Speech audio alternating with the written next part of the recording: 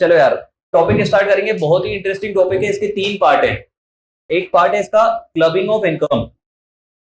दिख रहा है आप लोग को? पीछे दिखने में कोई दिक्कत तो नहीं है यार? ऑनलाइन ऑफलाइन सबको दिख रहा है? क्या नाम है? Clubbing of income. उसके बाद क्या है? Set of. और उसके बाद क्या है? Carry forward. टॉपिक 3 हिस्से में है। पहला क्या है? क्लबिंग। दूसरा क्या है? Set of. तीसरा क्या है? Carry forward. ध्यान रखना आज लेमन लैंग्वेज में छोटे छोटे से टॉपिक से सब खत्म हो जाएंगे। क्लबिंग का मतलब क्या होता है मैं आपको बता दूं यार। 2 लोग हैं, मिस्टर मास और इनके चुन्नू। सुनना मेरी बात। एक है मिस्टर मास और एक है उनके चुन्नू मुन्नू। बेटा होता क्या है कि चुन्नू मुन्नू जब माइनर होते हैं ना तो उनकी इनकम उनके पापा या मम्मी के हाथ में टैक्सेबल होती है। किसके हाथ में? पापा या मम्मी, मतलब पेरेंट्स के हाथ में। और उसमें भी आंसर नहीं है कि पापा के हाथ में होगी या मम्मी के हाथ में होगी, नहीं। ध्यान रखना, मैं आपको बताऊंगा इनकम टैक्स वाले कितने चालू हैं। तो यहाँ पर एक मिस्टर माज है। अच्छा मिसेज माज है ही नहीं, दिख नहीं रही है। अरे होंगे यार, अभी अज्यूम कर लो कि ज्यादा है। अभी अज्यूम कर लो मायके गई। तो बेटा होता क्या है कि ये जो चुन्नू मुन्नू है ना, इनकी इनकम किसी और के अंदर टैक्सेबल होती है, उनके मम्मी पापा के हाथ में। इसको क्या बोलते हैं? Clubbing of income.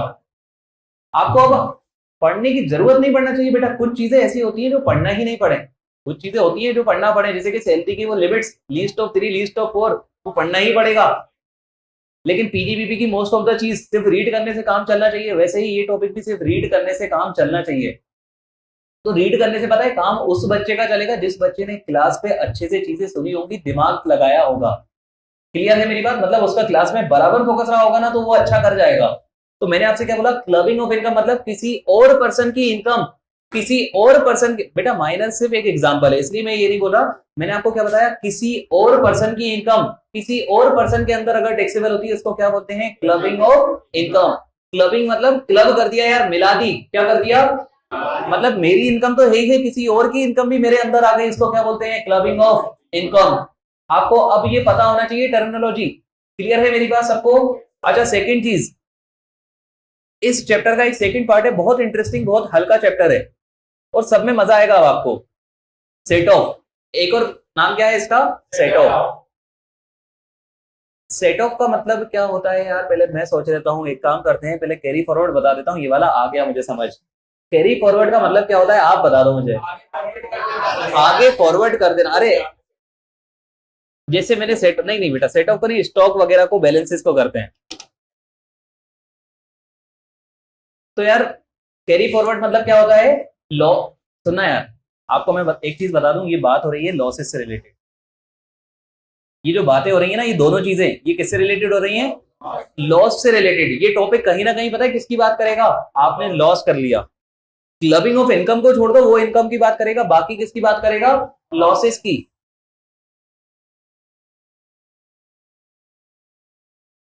तो बेटा कैरी फॉरवर्ड मतलब होता है आज के लॉस को अगले साल लेके जाना। उसको क्या बोलते हैं? Carry forward. आज के लॉस को अगले सालों में लेके जाने को क्या बोलते हैं यार? Carry forward. अब किसी को बताने की जरूरत नहीं पड़ना चाहिए what do you mean by carry forward from income tax perspective. मेरा लॉस 20-21 का है यार। लॉस हुआ कब है? 20-21। उसको मैं अगर 21-22, 22-23, 23-24, 24-25 में लेके जाता हूं, उसको क्या बोलते हैं? कैरी फॉरवर्ड करना। लॉजिकल चीज है यार। अच्छा एक और चीज क्या है? Set of. मुझे बताओ लोग कैरी फॉरवर्ड करते क्यों होंगे? सेट ऑफ करने के लिए। लोग पता है कैरी फॉरवर्ड करते क्यों है? सेट ऑफ करने के लिए। फॉर एग्जाम्पल 2 मिनट मानिए यार, आपका 20-21 में लॉस हो गया 10 लाख रुपए का। लॉस है यार, ब्रैकेट में लिखा है क्या है? लॉस। इस लॉस को मैं अगले साल लेके चले गया और अगले साल वापस से लॉस हो गया 5 लाख रुपए। तो मुझे बताओ आपके पास लॉस 10 लाख है या 15 लाख हो चुका है? 15 लाख रुपए का लॉस हो चुका है, हाँ या ना? आपके पास कितने का लॉस हो गया यार? 15 लाख। क्या आप कुछ भी यूज कर पाए लॉस या और बढ़ ही गया? मतलब पिछले साल से तो कितना आया था यार? 10 साल। इस साल से कितना और आ गया? 5 लाख। तो टोटल लॉस कितना हो गया? 15 लाख। तो यार सुनो, पहली चीज क्या, टॉपिक का नाम क्या है? क्लबिंग। क्लबिंग मतलब क्या, किसी और की इनकम मेरे अंदर टैक्सेबल हो रही है, उसको क्या बोलते हैं यार, क्लबिंग। फिर मैंने आपको क्या बताया, set of and carry forward, जिसमें मैंने आपको बताया कैरी फॉरवर्ड। कैरी फॉरवर्ड मतलब 20-21 का लॉस, 21-22, 22-23 आगे लेके जाना, उसको क्या बोलते हैं, कैरी फॉरवर्ड। तो मुझे बताओ 22-23 में आपके पास कितना लॉस इकट्ठा हो चुका है?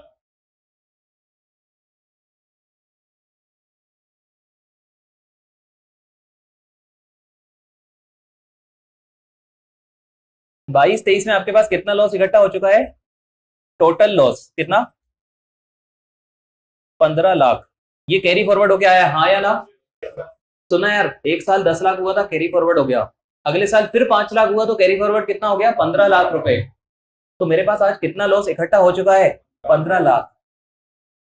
बेटा 22-23 में मैंने प्रॉफिट कमा लिया, 22-23 में मैंने प्रॉफिट कमा लिया 50 लाख रुपए। कितना कमाया यार? तो अब मेरा आपसे क्वेश्चन है, क्या मैं 50 लाख पे टैक्स पे करूं, या 50 लाख में 15 लाख के लॉस को एडजस्ट कर दूं? 50 लाख के लॉस को 15 लाख में एडजस्ट कर दूं, मतलब कितने पे टैक्स पे करूं यार? 35 लाख। कितने पे टैक्स पे करूं? 35 लाख। तो इसको क्या बोलते हैं? सेट ऑफ करना। लॉस को अगले सालों में लेके जाने को क्या बोलते हैं यार? कैरी फॉरवर्ड करना। और लॉसेस को यूज करने को क्या बोलते हैं? सेट ऑफ करना। अच्छा मुझे बताओ, अल्टीमेट ऑब्जेक्टिव आपका कैरी फॉरवर्ड करना था, या अल्टीमेटली तो यूज करना ऑब्जेक्टिव था? ऑब्जेक्टिव तो क्या ही था यार, यूज करना। लेकिन पता है उसको अचीव करने के लिए आपको पहले क्या करना पड़ता है? Carry forward. क्लियर है मेरी बात सबको? ये है हमारा टॉपिक। आपको मैं बताऊं, इस टॉपिक के अंदर हम पढ़ने क्या वाले हैं बेटा? इस टॉपिक के अंदर 3 पार्ट है। पहला पार्ट है क्लबिंग ऑफ इनकम। यहां हम पढ़ेंगे कि किस किस केस में इनकम क्लब होगी। क्लबिंग ऑफ इनकम में अपन क्या पढ़ेंगे, किस किस केसेस में इनकम अपनी क्या हो जाएगी यार, क्लब।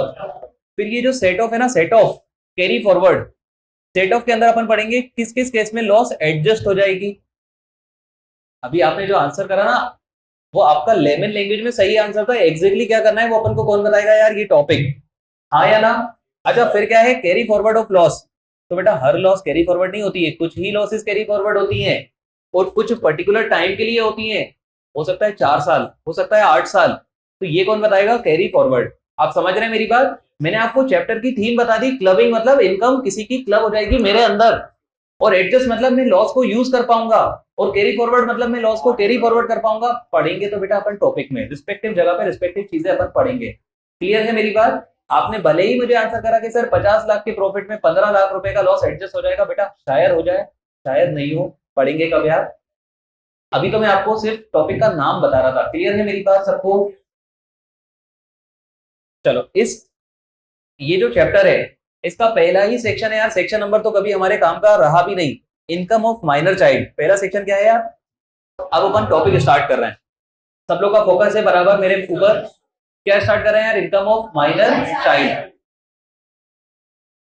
चलो यार, ये तो मैं बता ही चुका, आप बता दो। माइनर चाइल्ड की इनकम कहाँ टैक्सेबल होगी? पेरेंट्स के अंदर। एक काम करते हैं, कुछ एग्जांपल ले लेते हैं बेटा। तो ना यार, ये जो चीजें ना, ये चीजें इतनी लॉजिकल होंगी, इतनी मतलब इसमें इंटरेस्ट भी आपको आएगा बराबर, और सब कुछ होगा। बस आप लोग फोकस रखना, ताकि अगली बार जब आप पढ़ो तो आपको उतनी मेहनत ना करना पड़े। ठीक है, इसलिए सब फोकस रखना। यहाँ पर यार 2 लोग हैं।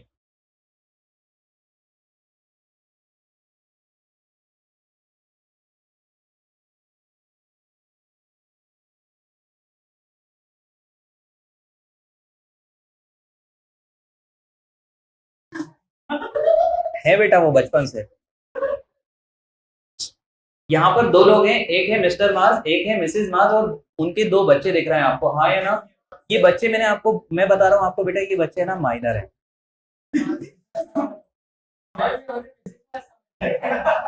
नहीं नहीं, ये बेटा उनके क्या है, बच्चे। अपन क्या पढ़ रहे हैं? Income of minor child. अपन क्या पढ़ रहे हैं? Income of minor child. अब मैंने आपको एक चीज तो बता दी यार, कि जो माइनर चाइल्ड की इनकम है ना, ये क्लबिंग हो जाएगी इनके पेरेंट्स के हाथ में, हाँ या ना? लेकिन दिक्कत तो ये है ना कि यार, एक तो पापा है, एक मम्मी है। अगर पापा के हाथ में क्लब कर देंगे तो मम्मी बुरा मान जाएंगे, और मम्मी के हाथ में करेंगे तो पापा बुरा मान जाएंगे, हाँ या ना? अरे ये सो नो। अब मुझे बताओ किसके हाथ में क्लब करना चाहिए, आप बताओ मुझे।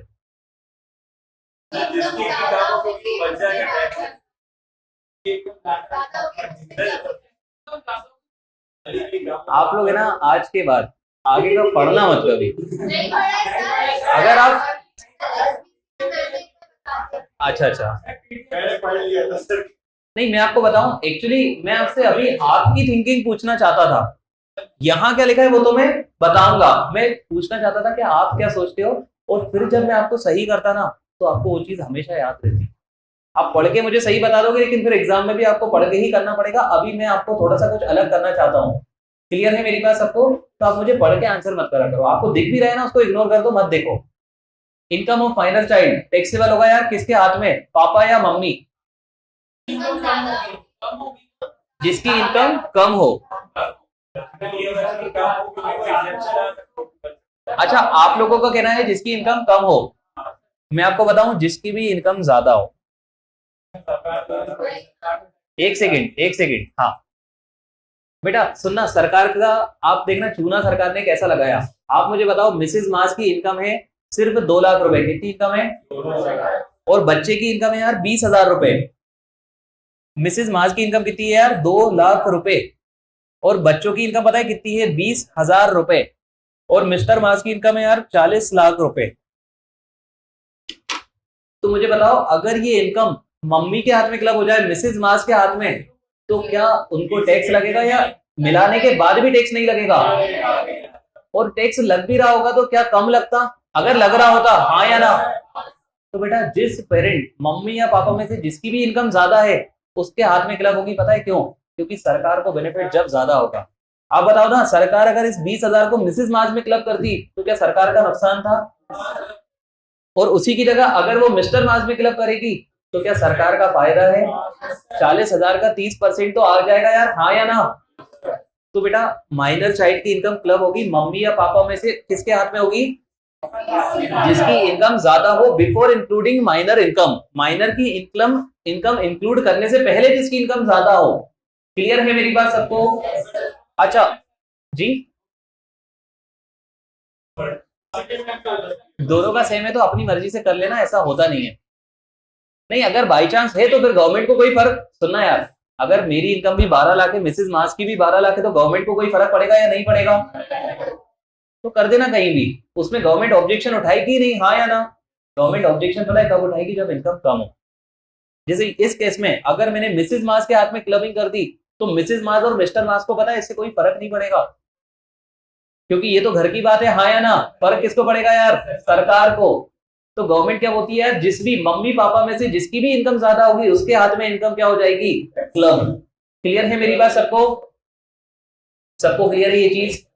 अब मुझे बताओ, अरे यार इस ऐसे एग्जाम्पल में अपन अपना नाम ही यूज नहीं करेंगे। ये सबको क्लियर है ये चीज? तो क्या लिख दूं यार ये 20,000, इसमें आंसर क्या लिख दूं मैं? 20,000 विल बी क्लब्ड किसके अंदर?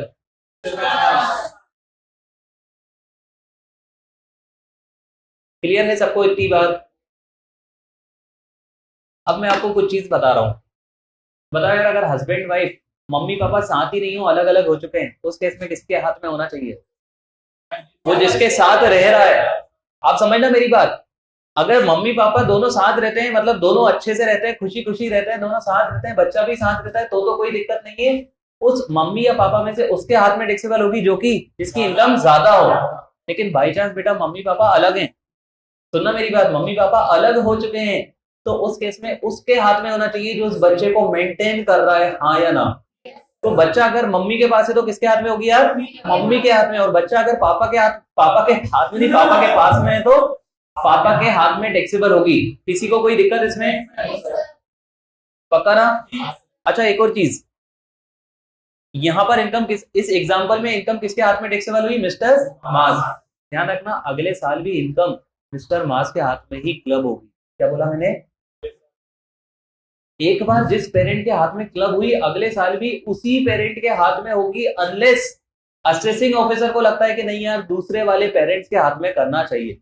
समझना है, सरकार अपना भला करने के लिए कुछ भी करेगी यार, वो तो टूट पड़ेगी। लेकिन यहाँ पर क्या बोला है कि क्लबिंग अगर एक बार मिस्टर मास के हाथ में हो गई तो अगली बार भी मिस्टर मास के हाथ में ही होगी, अनलेस असेसिंग ऑफिसर को लगता है कि नहीं यार क्लबिंग किसी और के हाथ में करना चाहिए। सबको क्लियर है मेरी बात? सबको क्लियर है? अच्छा मुझे बताओ यार, बच्चा अगर टैलेंटेड होता, इंडियन आइडल कौन सा है वो, डांस इंडिया, डांस में जाके उसने पैसा कमाया होता। सुनना मेरी बात, मैंने अभी माइनर इनकम से रिलेटेड आपको क्या बताया कि माइनर इनकम की, माइनर बच्चे की इनकम कहाँ टैक्सेबल होगी यार, पेरेंट्स के हाथ में, मम्मी पापा में से किसके हाथ में, जिसकी इनकम ज्यादा हो।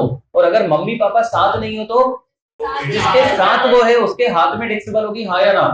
ध्यान रखना, ये जो माइनर की इनकम का क्लबिंग वाला प्रोविजन ना, ये एप्लीकेबल ही नहीं होगा 3 केसेस में, टोटल 3 केसेस हैं और लॉजिकल है, आप समझ जाओगे। अगर माइनर बच्चे ने पैसा कमाया हो स्किल या टैलेंट से, कहाँ से पैसा कमाया यार, for example dance India dance, उसमें जाके अगर उसने पैसा कमाया ना, क्या उसने अपनी मेहनत से, अपनी स्किल से पैसा कमाया है, हाँ या ना। एक माइनर कौन बनेगा करोड़पति में पहुंच गया और वहां से पैसे जीत के आया, क्या उसने अपने टैलेंट से, स्किल से पैसा कमाया है। तो ध्यान रखना, अगर एक माइनर बच्चा अपने स्किल, अपने टैलेंट से पैसा कमाएगा तो क्लबिंग नहीं होगी। क्लियर है मेरी बात सबको। तो क्लबिंग कब नहीं होगी यार, जब माइनर बच्चा अपने स्किल, अपने टैलेंट से पैसा कमाएगा। ध्यान रखना, एक और केस में क्लबिंग नहीं होगी, अगर माइनर बच्चा डिसेबल्ड है। क्या है यार, बेनिफिट दिया है, क्या दिया है यार, बेनिफिट। तो क्या बोला, अगर माइनर ने खुद के स्किल, खुद के टैलेंट से पैसा कमाया तो क्लबिंग नहीं होगी। और दूसरा क्या बोला, अगर माइनर डिसेबल्ड है तो भी क्लबिंग नहीं होगी। तीसरा पता है क्या बोला, एक और केस में क्लबिंग नहीं होगी, अगर माइनर ने मेहनत करके पैसा कमाया। क्या करके पैसा कमाया यार, मेहनत करके। मैं आपको बताता हूँ, कुछ इनकम ऐसी होती है जहां मेहनत नहीं होती, मैं आपको बताऊंगा अभी, मैं आपको एग्जांपल दूंगा। मैं अभी क्या बता रहा हूँ आपको, अगर माइनर ने मेहनत करके, बेटा अभी मैं देख नहीं रहा हूं, मैं आपको टाइम दे दूंगा, माइनर ने अगर मेहनत करके पैसा कमाया तो वो कहाँ टैक्सेबल होगा यार, खुद के हाथ में। किसके हाथ में होगा, खुद के हाथ में। ऐसा नहीं है कहीं नहीं होगा, होगा, क्लबिंग नहीं होगी। फॉर एग्जाम्पल यार, ठीक है यार, भले ही इलीगल है माइनर का काम करना, हाँ या ना, लेकिन क्या बहुत सारी जगह माइनर काम नहीं करते, करते हैं, देखा है आपने, पैसे भी कमाते हैं, कम कमाते लेकिन कमाते हैं, हाँ या ना। तो बेटा अगर वो खुद की मेहनत करके पैसा कमा रहा है तो क्लबिंग नहीं होगी। क्लियर है मेरी बात। मान लीजिए यार, ये चाय वाय की दुकान पे बच्चे तो खड़े रहते हैं, हाँ या ना, तो अगर वो लोग पैसा कमा रहे हैं, पहली बात तो उनकी इतनी इनकम नहीं होती है, लेकिन अगर किसी की इनकम भी हो, उसकी खुद की मेहनत से उसने पैसा कमाया तो क्लबिंग नहीं होगी। आपको पता है क्लबिंग कब होती है, मेरा एक, मान लीजिए यार ये चुन्नू है, ये क्या है, ये मेरे चुन्नू मुन्नू है, ये अभी एक 2 साल का है और एक 4 साल का है। मैंने इनके नाम पे 1-1 करोड़ की एफडी करा दी। क्या करा दिया यार, 1-1 करोड़ रुपए की एफडी दोनों के नाम पे करा दी। क्या इनको अब लपक के इंटरेस्ट मिलने वाला है, और वो उन्हीं, सुनना मेरी बात, क्या वो उनकी मेहनत से मिलेगा या एफडी, पैसा तो मेरा है। समझ रहे हैं आप लोग, पता है उनके नाम पे एफडी क्यों कराई है, उनके नाम पे एफडी मैंने कराई ही, उनके नाम पे मैंने एफडी कराई ही इसलिए है क्योंकि बेटा अगर मैं मेरे नाम पे कराता तो उसकी जो इनकम है वो किसके हाथ में टैक्सेबल होती, मेरे हाथ में। मैंने बच्चे के नाम पे करा दी ताकि किसके हाथ में टैक्सेबल हो, उस बच्चे के हाथ में। लेकिन गवर्नमेंट ने मेरी चालबाजी को तोड़ दिया, हाँ या ना। गवर्नमेंट ने क्या बोला, अगर माइनर बच्चा है तो उसकी इनकम उसके पापा या मम्मी के हाथ में क्लब होगी, और पापा मम्मी में से भी वो वाले पापा मम्मी जिनकी पैसे, जिनकी इनकम ज्यादा है, और मम्मी पापा अगर साथ नहीं रहते तो जो उसको मेंटेन करता है, हाँ या ना। बाकी 3 केसेस में क्लबिंग नहीं होगी, वो लॉजिकल केसेस है। लॉजिकल इसलिए बेटा, वहां पर कहीं ना कहीं माइनर ने खुद पैसा कमाया है। वहां पर पैसा किसने कमाया यार, माइनर। वहां पर मैं टैक्स की चोरी के लिए ऐसा नहीं कर रहा हूं, कभी कभी होता है यार माइनर टैलेंटेड हो, हाँ या ना। तो बेटा अगर मैंने डांस इंडिया, मतलब एक माइनर ने डांस इंडिया डांस में जाके पैसा कमाया, तो क्या उसने अपने नेचुरल टैलेंट, अपने टैलेंट से पैसा कमाया है, क्या उसके मम्मी पापा का उसमें कोई रोल है, या टैक्स की चोरी के लिए वो पैसा कमाया गया है, नहीं। तो उस केस में क्या नहीं होगा यार, क्लबिंग नहीं होगी। क्लियर है मेरी बात सबको। अच्छा 2 केसेस और मैंने आपको बताया, अगर माइनर ने खुद की मेहनत करके पैसा कमाया तो भी क्लबिंग नहीं होगी। और मैंने आपको क्या बताया, डिसेबल्ड वाले केस में फायदा पहुंचाया है, डिसेबल्ड वाले केस में क्या पहुंचाया है, नहीं टैक्सेबल तो होगी लेकिन उसके खुद के हाथ में होगी, क्लबिंग नहीं होगी। क्लियर है मेरी बात सबको। एक बार देख लेते हैं यार टेक्स्ट में लिखा क्या है, क्या लिखा है यार, income of minor child is taxable in hand of parents whose income is more before clubbing minor's income. कोई दिक्कत इसमें, यहाँ पर लिखा है मम्मी पापा में से उनके हाथ में टैक्सेबल होगी जिनकी इनकम ज्यादा हो। क्या आपको भी यही पता है? अरे हाँ या ना? फिर लिखा है एक्सेप्शन। मुझे बताओ एक्सेप्शन से आप क्या समझने वाले हो? यहाँ पर तीन केसेस जब क्या नहीं होगा यार, तीन केसेस जब क्लबिंग नहीं होगी। कोई भी ये सोच मत बनाना कि टैक्सेबल नहीं होगी। टॉपिक कौन सा पढ़ रहे हैं बच्चे? क्लबिंग। और अपन क्या पढ़ रहे हैं? एक्सेप्शन। कौन से सेक्शन का एक्सेप्शन है? 64(1)(a) का। तो 64(1)(a) में क्या बोला है? क्लबिंग।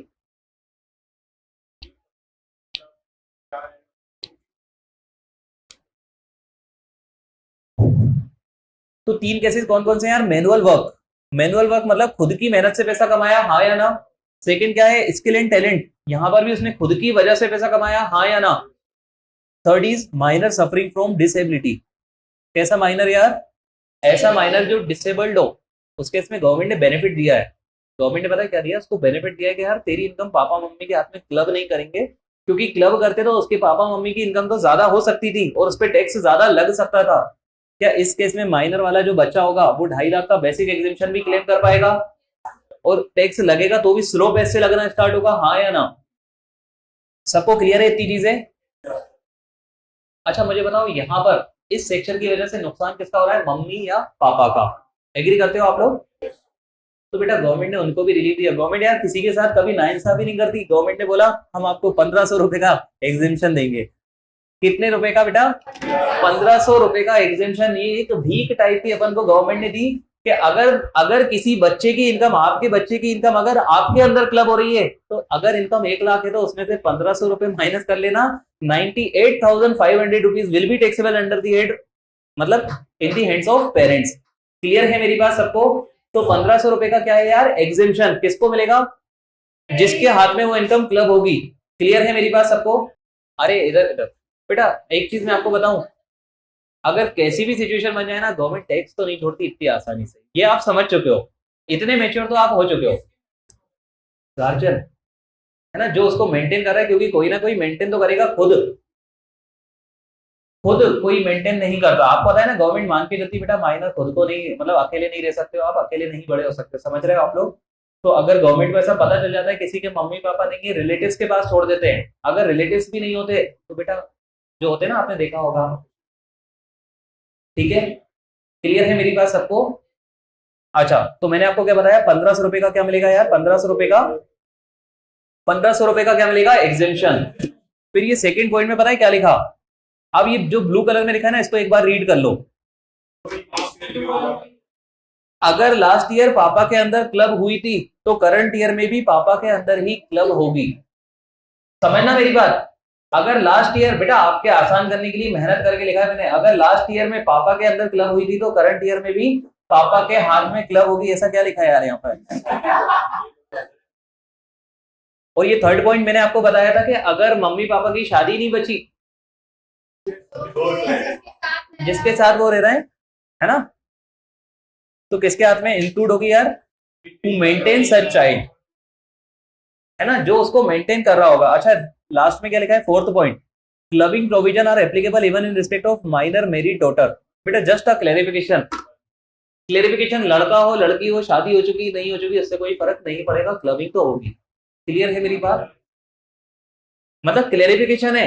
मैंने आपको क्या बताया? लड़का हो लड़की हो, शादी हो चुकी नहीं हुई, कोई फर्क नहीं पड़ेगा। अगर वो माइनर है तो उसकी इनकम कहाँ क्लब होगी यार? पापा या मम्मी के हाथ में। और पापा मम्मी से भी किसके हाथ में? जिसकी इनकम ज्यादा हो। सबको क्लियर है? एक लास्ट वाला पॉइंट और देख लीजिए क्या लिखा है। तो यार किसी ने अगर बच्चा गोद लिया है तो भी क्लबिंग प्रोविजन एप्लीकेबल होंगे। क्लियर है मेरी बात सबको? क्या आपको income of minor child section ये वाला क्लियर है? पक्का अच्छे से क्लियर है? और इसमें आपने क्या पढ़ा कि माइनर की इनकम, एक बार कंक्लूड कर लेते हैं। बहुत हल्का सेक्शन था, कोई दमदारी नहीं थी इसमें। बस आपको पता है ये चीजें पता चल रही है पहली बार, तो पहली बार के लिए आपके लिए कुछ नई है, अगली बार आपको ये नई नहीं लगना चाहिए। तो मैंने आपको क्या बताया? माइनर की इनकम क्लब होती है बेटा किसके हाथ में? पापा या मम्मी, जिसकी इनकम ज्यादा हो। अगर पापा मम्मी साथ ही नहीं है तो किसके हाथ में होगी? जो उसको रखता है। और बच्चों में गोद लिए हुए बच्चे भी कवर होंगे, हाँ या ना? और मैंने आपको एक और पॉइंट बताया, ज्यादा काम का नहीं है। पिछले साल अगर पापा के अंदर टैक्सेबल हुई थी तो करंट ईयर में भी किसके अंदर भी क्लब होगी? पापा के अंदर। सबको क्लियर है ये चीज? और सबसे सबसे काम की चीज जो आप भूल सकते हो, 1500 रुपए, मैं भी बार बार भूल रहा हूँ उसे, 1500 रुपए का एग्जेम्पशन। कितने का एग्जेम्पशन है यार? लिटरली मैं जानबूझ के नहीं, मैं बार बार भूल जा रहा हूँ इस पॉइंट को बताना। कितने का एग्जेम्पशन है? 1500। ध्यान रखना, आप भी ये भूल सकते हो। तो इनकम क्लब तो होगी, लेकिन कितने का एग्जेम्पशन मिलेगा? 1500। ध्यान रखना यार, दो हैं, एक है चुन्नू, एक है, तो इनकी भी क्लब हो रही है और इनकी भी क्लब हो रही है। तो आप पता है एग्जेम्पशन कितना मिलेगा? 1500 और 1500। जितने बच्चों की इनकम क्लब उतना एग्जेम्पशन, जितने बच्चों की इनकम क्लब उतना एग्जेम्पशन। क्लियर है मेरी बात सबको?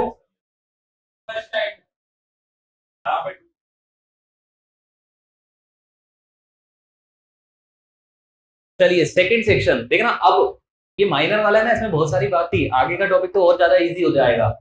क्या लिखा यार? Income from asset transfer to spouse. Husband ने वाइफ को असेट दे दिया, वाइफ ने हस्बैंड को दे दिया। वही केस की बात हो रही है, हाँ या ना? ध्यान रखना, लोग पता है, लोग टैक्स बचाने के लिए चालबाजी करने की कोशिश करते हैं, और सबसे ज्यादा चालबाजी में आगे कौन है यार? हमारी सेंट्रल गवर्नमेंट। तो सुनना मेरी बात, हस्बैंड ने अगर वाइफ को असेट ट्रांसफर करा, या फिर वाइफ, अच्छा मुझे बताओ, अगर एक असेट हस्बैंड के नाम था, वाइफ के नाम नहीं था, तो भी क्या घर की बात थी? मान लो यार सब कुछ बहुत अच्छा है, तो क्या घर की बात ही थी? अच्छा कोई एसेट वाइफ के पास था, हस्बैंड के पास नहीं था, तो भी क्या घर की बात है? अरे हाँ या ना? आप बताओ, अगर मैं यहां से पैसा कमा के गया 1 लाख रुपए और घर गया, तो क्या मैं मिसेज मां से बोल सकता हूँ नहीं ये मेरा पैसा है? क्या इतनी हिम्मत मेरे अंदर हो सकती है? वो इतनी हिम्मत हो सकती है क्या? तो यार वो पैसा मेरा है या वो पैसा घर का है? और उस पर ज्यादा हक किसका है यार?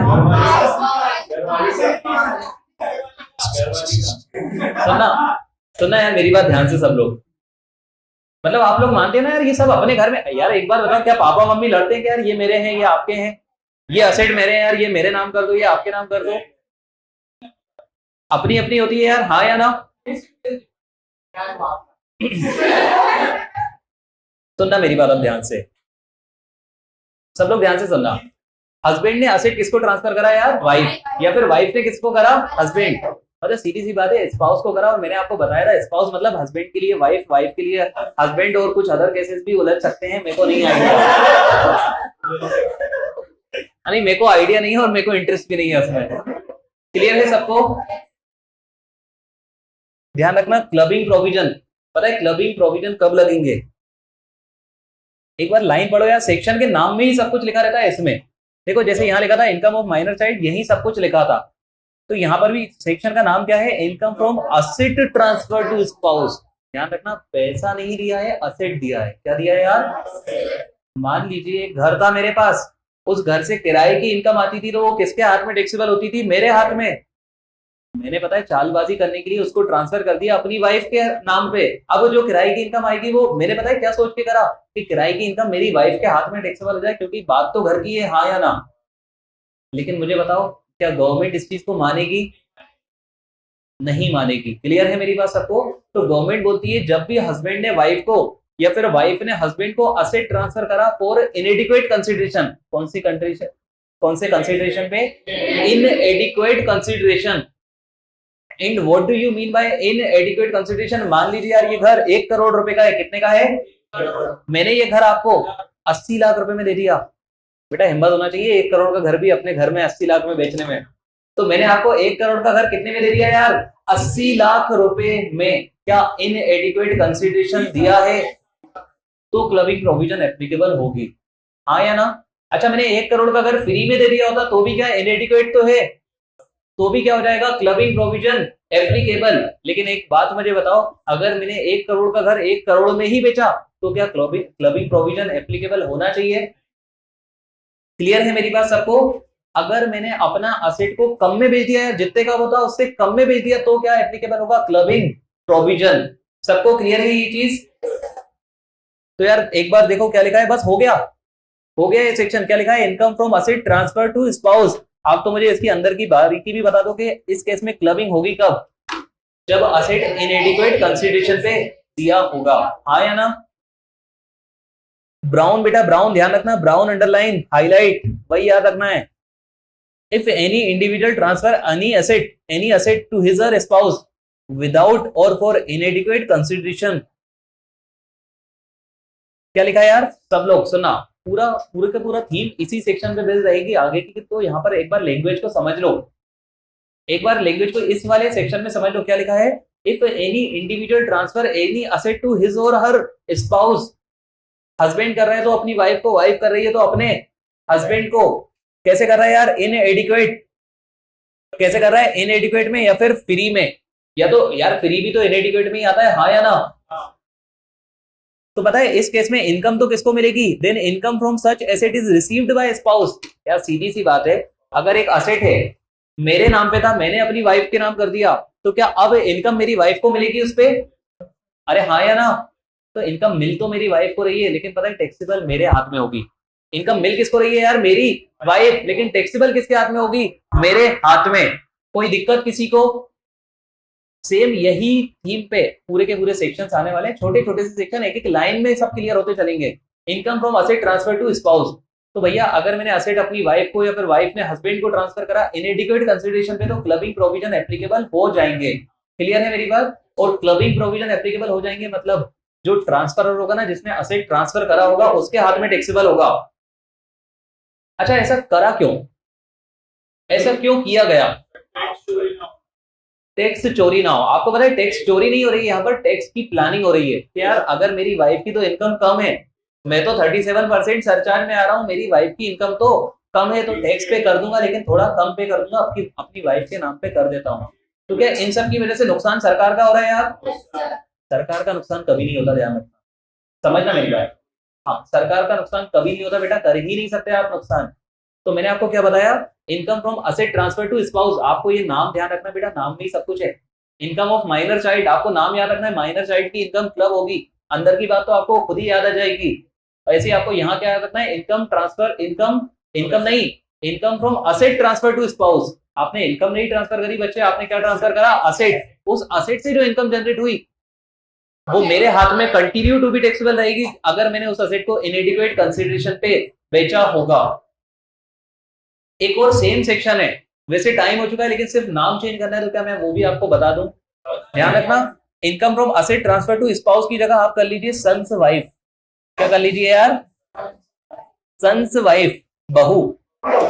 Income from asset transfer to बहू फॉर इनएडिक्वेट कंसिडरेशन, कौन सी कंसिडरेशन पे, इनएडिक्वेट कंसिडरेशन पे। ऑब्वियसली बात है, अगर वो 8 पार हो रहा होता तो क्लबिंग होती नहीं है, क्लबिंग तो कब हो रही है, जब टैक्स की प्लानिंग हो रही है। तो अगर मैंने अपनी बहू को असेट ट्रांसफर कर दिया फॉर इनएडिक्वेट कंसिडरेशन, तो उस केस में इनकम तो यार बहू के हाथ में आएगी, लेकिन टैक्स किसके हाथ में लगेगा, ट्रांसफरर के हाथ में, मतलब फादर इन लॉ या मदर इन लॉ के हाथ में, हाँ या ना। फिर इसके बाद मैंने आपको एक और चीज बताई थी। अच्छा ये जो प्रोविजन है ना, ये ऐसे प्रोविजन है बेटा, ये ऐसे चैप्टर्स अब आप पढ़ने वाले हो कि एक बार पढ़ लो तो अगली बार सिर्फ रीड करके आपका काम चलना चाहिए, इनको सिर्फ रीडिंग करके आपका काम चलना चाहिए यार। इसलिए इसमें पहली बार ही अच्छे से फोकस कर लेना, पहली बार ही सब चीज समझ लेना। फिर मैंने बताया था, अगर मैंने अपना असेट अपनी वाइफ को या मेरी वाइफ ने अपना असेट मुझे ट्रांसफर कर दिया, लॉ की लैंग्वेज में असेसी ने किसको करा यार, स्पाउस। मैंने आपको सेकंड केस क्या बताया था, असेसी ने, असेसी मतलब जिस पर्सन को टैक्स पे करना चाहिए था, जिस पर्सन को टैक्स पे करना चाहिए था उसने असेट ट्रांसफर कर दिया अपने स्पाउस को। हस्बैंड के लिए वाइफ स्पाउस हो जाएगी, वाइफ के लिए हस्बैंड, हाँ या ना। तो उस केस में मैंने अपना एग्जांपल बेटा, मैंने अपना असेट अपनी वाइफ को ट्रांसफर करा है, अल्टीमेटली ओनर कौन माना जाएगा, ट्रांसफरर ही ओनर माना जाएगा। ध्यान रखना, पैसा कमाएगी तो मेरी वाइफ, लेकिन टैक्स इसको ही पे करना पड़ेगा मुझे। क्लियर है मेरी बात सबको।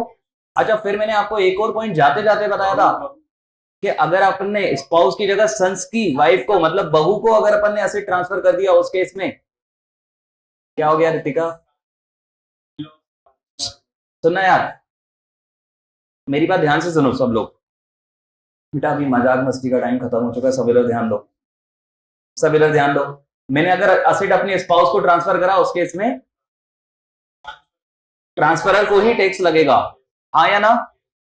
अच्छा मैंने अपनी बहू को ट्रांसफर करा, उस केस में भी इनकम किसके अंदर, ट्रांसफरर के अंदर होगी, हाँ या ना। ध्यान रखना एक कंडीशन, आप पता नहीं मिस कर रहे हो या नहीं कर रहे हो, शायद मैं बोलूं आपको याद आ जाए, इनएडिक्वेट कंसिडरेशन। यस और नो? अगर मैंने असेट अपनी वाइफ को 1 करोड़ का असेट 2 करोड़ में बेचा, यार हिम्मत चाहिए, 1 करोड़ का असेट कितने में बेचा? 2 करोड़ रुपए में। उस केस में क्लबिंग होगी क्या? क्लबिंग जब होगी जब 1 करोड़ का असेट मैंने 80 लाख 50 लाख 60 लाख 70 लाख जीरो फ्री में। समझ रहे हैं मेरी बात? तो अगर मैंने असेट ट्रांसफर करा किसको यार? स्पाउस को, या फिर मैंने असेट ट्रांसफर करा बहू को, सन्स वाइफ, उस केस में क्या हो जाएगा यार? इनकम टैक्सेबल हो जाएगी in the hand of transferor if asset is transfer for inadequate consideration. हाँ या ना? अच्छा, मैं आपको अब कुछ केसेस बताऊंगा, आप लॉजिकली सोच के आंसर करना यार। अपार्ट फ्रॉम सेक्शन आप लॉजिकली सोच के आंसर करना, ध्यान रखना। मैंने अपनी हिस्टोरिकल वाइज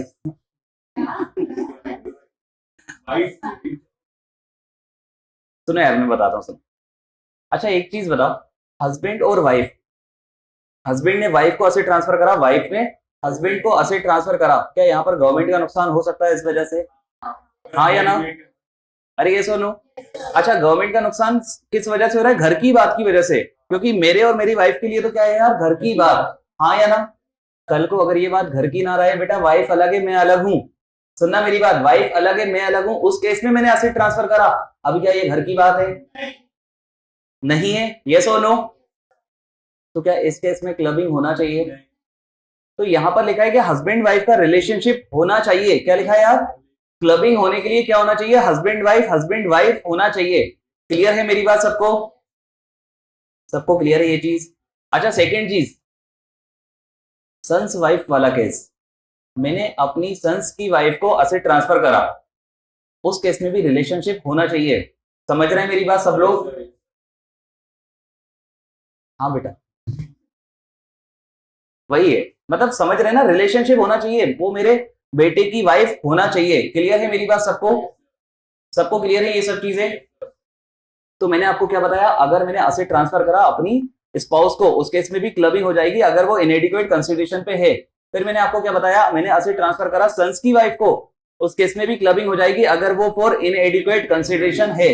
फिर मैंने आपको क्या बताया कि यार क्लबिंग होने के लिए एक चीज तो होना जरूरी है, रिलेशनशिप एग्जिस्ट होना चाहिए।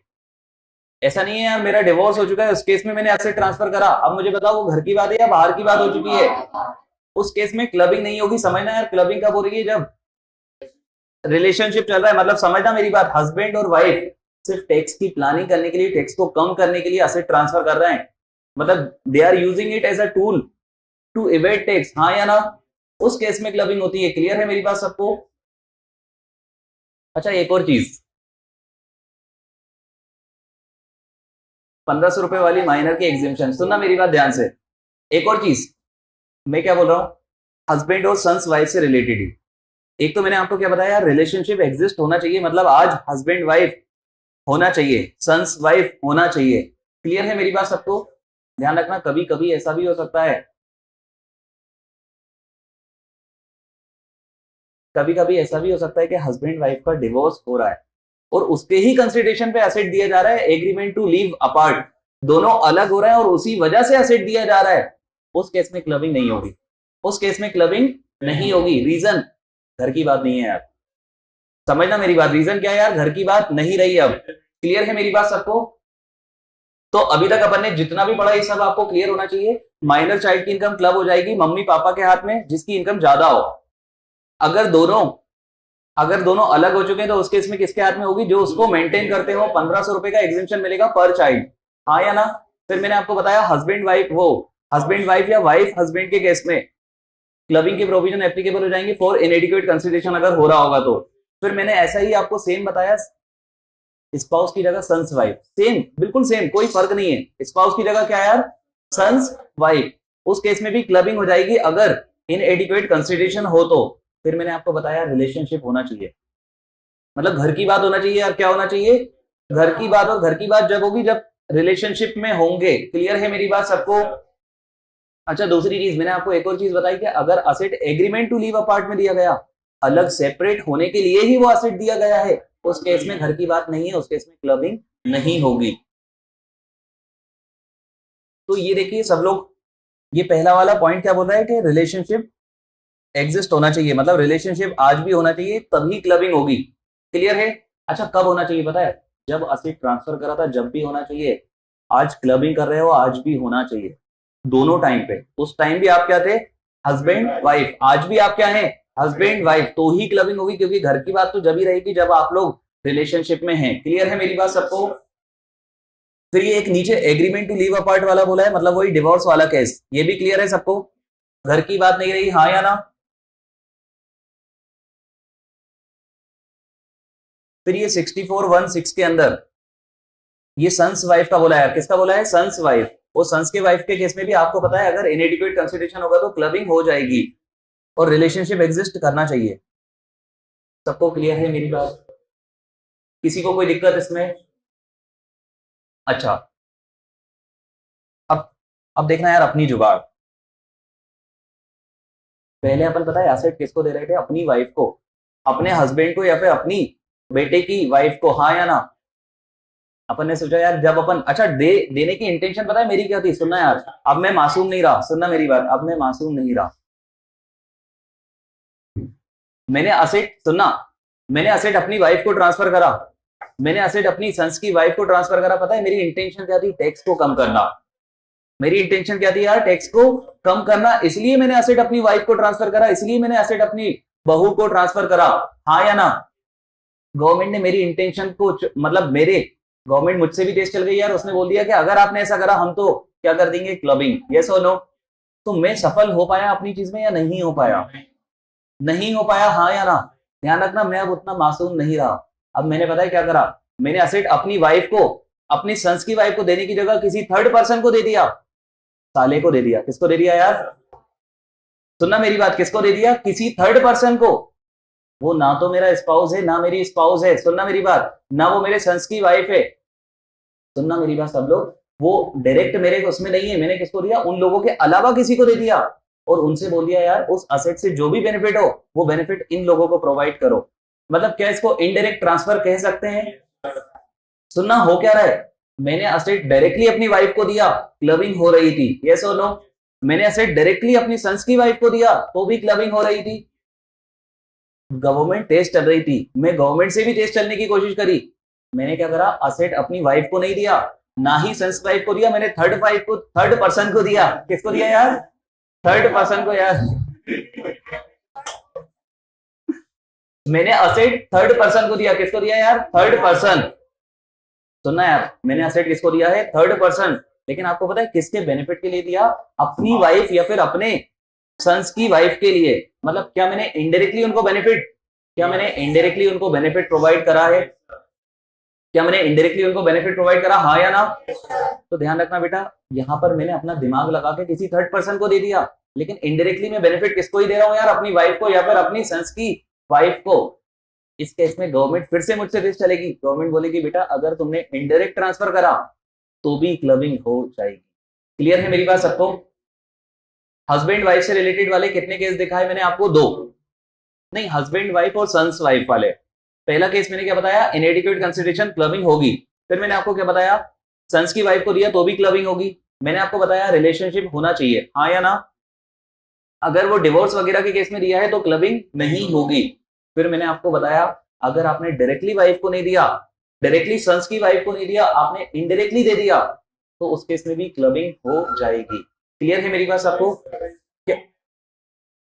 हाँ बिल्कुल, एक्चुअली इनएडिक्वेट में ही क्लबिंग होती है। तो यहां पर क्या लिखा है? If any individual transfer any asset to any person without or for inadequate consideration. 1 crore का असेट 80 लाख में, 50 लाख में या फ्री में दे दिया यार।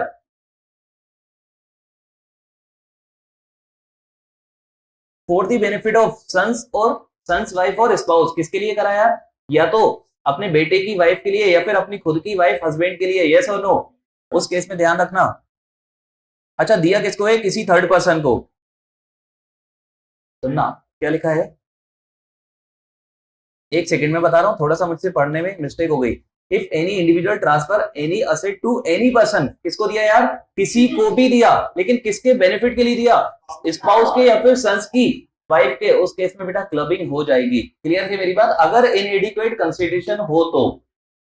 किसी को कोई दिक्कत इसमें? अच्छा, इजी है पूरा टॉपिक, पूरा टॉपिक ऐसे ही है और आगे पूरे टॉपिक ऐसे ही होंगे। असेसी मतलब तो समझते हैं ना आप लोग, असेसी मतलब वो पर्सन जिसको टैक्स पे करना है, जैसे मैं, जैसे मेरे ऊपर लाइबिलिटी है तो मैं असेसी हूं, हाँ या ना। असेसी का सब्सटेंशियल इंटरेस्ट है, ये भी समझते ही होंगे आप, क्या होता है सब्सटेंशियल इंटरेस्ट। नहीं नहीं, आप परसेंटेज तो मैं आपको बताऊंगा यार, परसेंटेज जगह जगह अलग हो सकता है। सब्सटेंशियल इंटरेस्ट मतलब होता क्या है यार, चलती है मेरी। सब्सटेंशियल इंटरेस्ट क्या होता है, डिसीजन मेकिंग में मेरा पार्ट है ना, डिसीजन वोटिंग पावर है मेरे पास, डिसीजन ले सकता हूं मैं, डिसीजन को इन्फ्लुएंस कर सकता हूं, डिसीजन को चेंज करवा सकता हूं, हाँ या ना। मतलब कहीं ना कहीं मैं पावरफुल पर्सन तो हूं उस एंटिटी में, किसी फॉर्म में। तो मैंने क्या बोला, असेसी सब्सटेंशियल इंटरेस्ट है बेटा। सब्सटेंशियल इंटरेस्ट का मतलब होता है इतना इंटरेस्ट कि अपन डिसीजन को इन्फ्लुएंस कर पाए। समझ रहे हैं मेरी बात। फॉर एग्जाम्पल एक कंपनी डिविडेंड देना चाहती है 10 रुपए, मैं चाहता हूं 20 रुपए।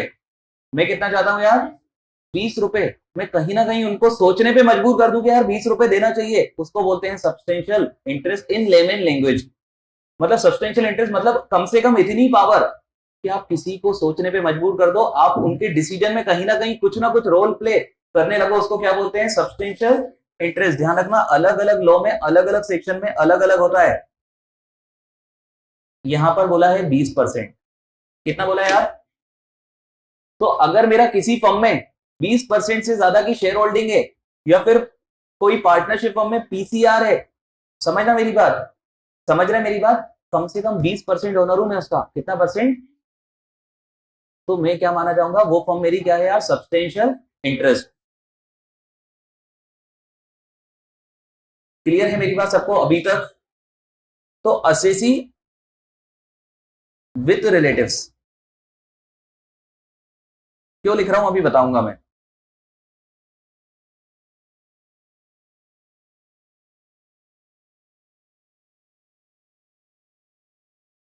थोड़ा सा फोकस रखना लेकिन इस पॉइंट में।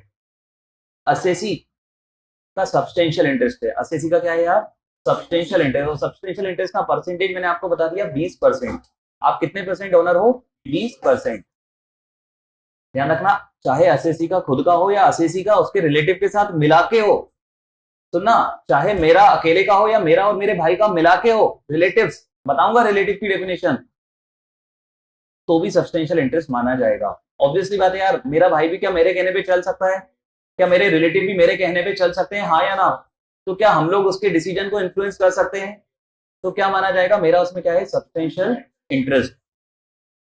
लॉजिकली देखा जाए तो सब्सटेंशियल इंटरेस्ट में मेरा खुद का देखना चाहिए था, सिर्फ खुद का, सभी जगह ऐसा ही होता है यार, खुद का देखते हैं, मतलब मिस्टर मार्स का देखना चाहिए था, लेकिन यहाँ पर मिस्टर मार्स का नहीं देखना, mister Mars along with his relatives का देखना है, अगर सब्सटेंशियल इंटरेस्ट है।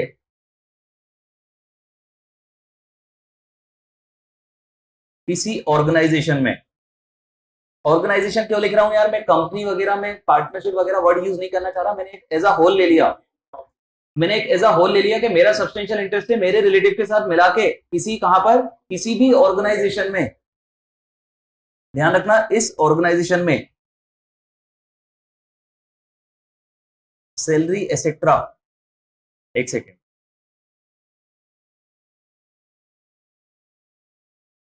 मेरा सब्सटेंशियल इंटरेस्ट है किसी ऑर्गेनाइजेशन में, उस ऑर्गेनाइजेशन से पता है सैलरी एसेट्रा मिल रही है, पता है किसको,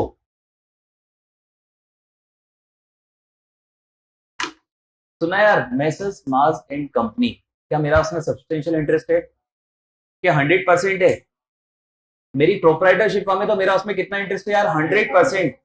अगर सुनना मेरी बात, तो क्या मेरा सब्सटेंशियल इंटरेस्ट है उस फर्म में। ध्यान रखना, अगर उस फर्म में सैलरी किसको मिलने लगे, मिसेज मार्स, किसको मिलने लगे यार, मिसेज मार्स को, तो ध्यान रखना स्पाउस दो टाइप के हो सकते हैं यहां पर,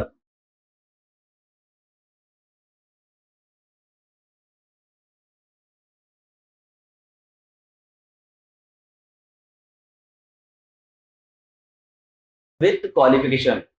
तो ना स्पाउस कितने टाइप के हो सकते हैं, दो टाइप, विथ क्वालिफिकेशन और विदाउट क्वालिफिकेशन।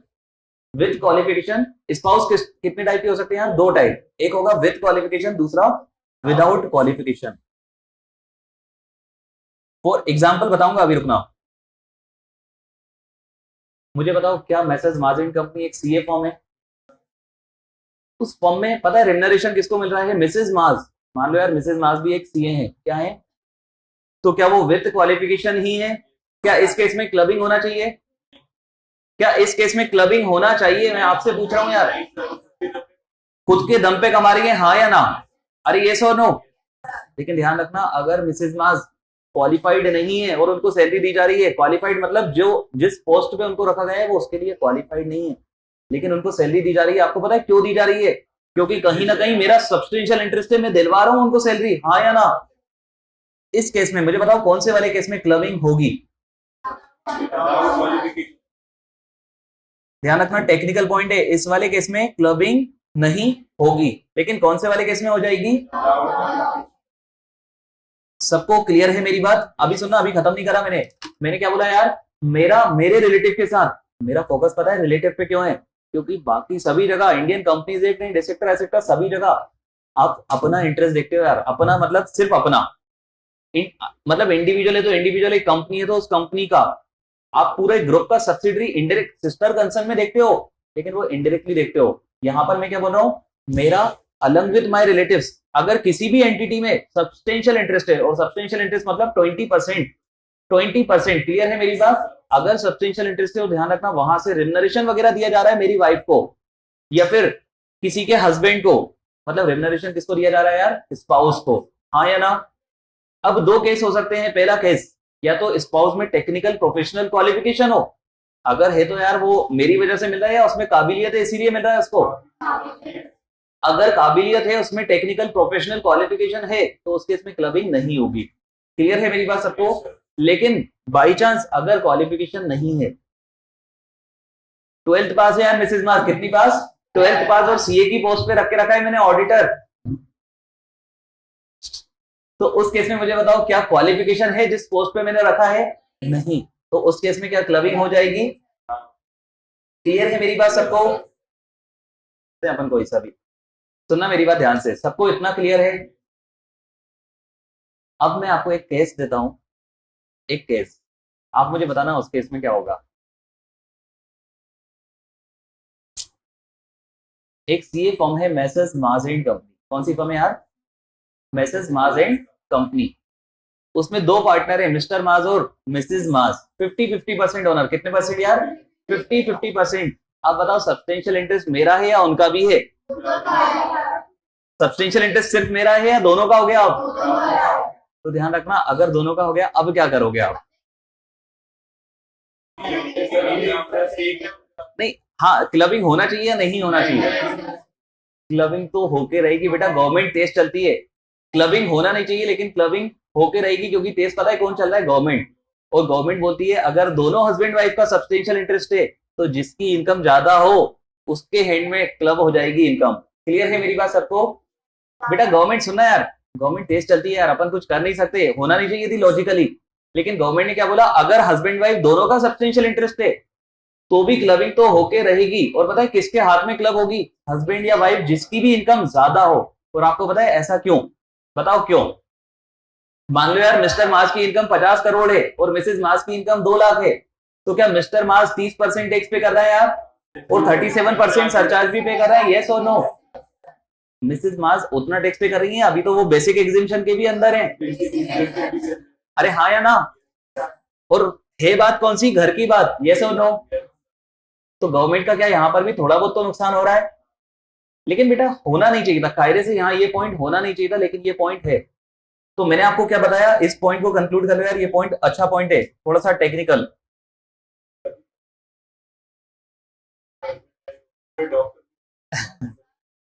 एक सेकंड में आपको बता दूं, एक सेकंड, मैंने आपको अभी बताया था कि प्रोफेशनल टेक्निकल क्वालिफिकेशन की वजह से अगर दिया जा रहा है तो क्लबिंग नहीं होती, हाँ या ना? तो मेरे वाले केस में नहीं होगी, अगर दोनों सीए फर्म में सीए ही पार्टनर हो सकते हैं, यस और नो? मतलब किसी ऐसे पर्सन को जो वर्थ नहीं है उसको अगर रिम्यूनरेशन दिया जा रहा है और ऐसी फर्म से, तो क्लबिंग होती है। समझ रहे हैं ना आप लोग? आप जनरल बात को ना भूलें, जनरल बात क्या है यार, क्लबिंग कब नहीं होती? जब टेक्निकल प्रोफेशनल क्वालिफिकेशन हो। अरे हाँ या ना? तो यार इस पॉइंट को एक बार कंक्लूड करवाओ, मैंने क्या बोला, असेसी का उसके रिलेटिव के साथ मिला के किसी भी फॉर्म में, किसी भी ऑर्गेनाइजेशन में, किसी भी फॉर्म ऑफ बिजनेस में क्या है यार? Substantial interest. कितना परसेंट? 20%। एसोसिएट कंपनी 20 होता है क्या? सेक्शन 2 क्लोज 20 20 होता है 26 होता है 20 होता है 20 और मोर, तो यहां भी वही है 20 और मोर। हाँ वो ठीक है ना, यहाँ तो 99 100 तक भी चले, वो क्या है वहां वहां सब्सिडी हो जाती है इसलिए रोक देते हैं वहां। तो यार अगर मेरा किसी भी ऑर्गेनाइजेशन में सब्सटेंशियल इंटरेस्ट है अलॉन्ग विद माय रिलेटिव, उस केस में क्लबिंग प्रोविजन अप्लाई होगी अगर मेरी स्पाउस को रिम्यूनरेशन मिलेगा और विदाउट एनी क्वालिफिकेशन के, without any technical professional qualification के। क्लियर है मेरी बात सबको? लेकिन ध्यान रखना मैंने आपको एक स्पेशल केस क्या बताया, अगर दोनों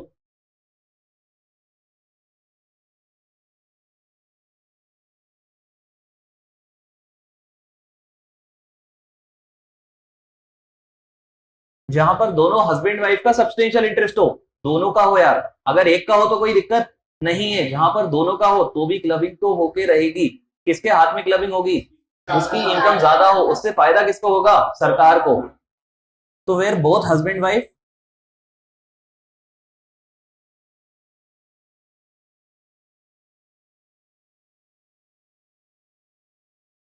तो क्या हो जाएगा यार, क्लबिंग हो जाएगी, किसके हाथ में होगी?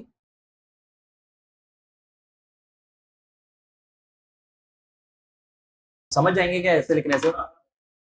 वेयर बोथ हस्बैंड वाइफ का सब्सटेंशियल इंटरेस्ट हो तो क्लबिंग हो जाएगी, जिसकी इनकम मोर हो, ज्यादा हो।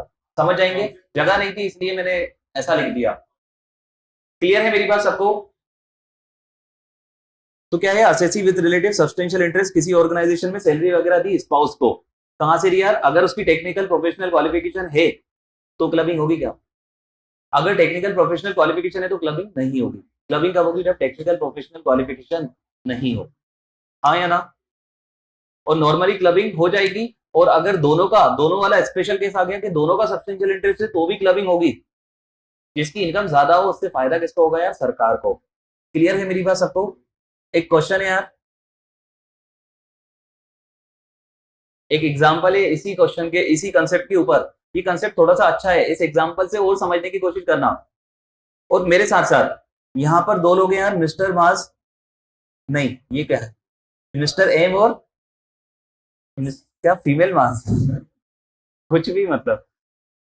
यहां पर दो लोग हैं यार, एम और मिसेस एफ।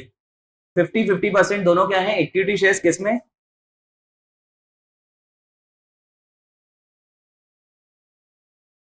दोनों का 50-50% पीएसआर है एफएम टेस्ट सीरीज में।